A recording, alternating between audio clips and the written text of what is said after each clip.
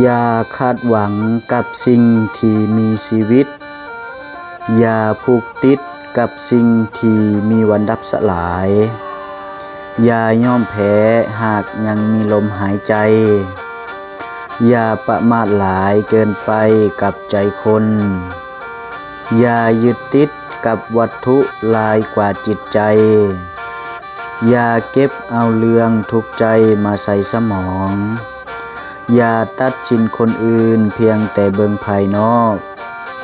อย่าคิดอิจฉาอย่าคิดครอบครองของที่บ่แม่นของเฮามื้อนี้ก็มาเบิ่งทางพระอาจารย์บุญน้อมเพิ่นเฮ็ดคันมักเบ่งบารมีหรือว่าเป็นใจกฐินก็สิมีหลายๆขั้นตอนเนาะตอนนี้ก็ถือว่าเป็นการปาดหมากนี่ก็เพื่อให้เป็น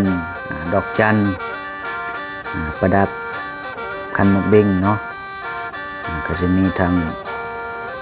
ปาดหมากแล้วก็ไฟดอกแตกนี่ก็จะมีการมัดเนาะมัดเป็นคอแล้วก็เอามาปาดตอนนี้เพิ่นก็กำลังประกอบก็สิมีใส่เทียนใส่ใบพูเนาะมีเทียนเล่มบาทหรือว่าเทียนใหญ่แล้วก็เป็นเทียนน้อย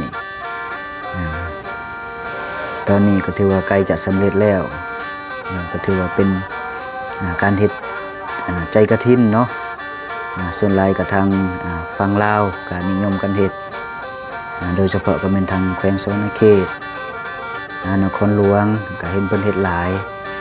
เป็นใจกฐินหรือว่าเป็นคันมักเบ่งบารมี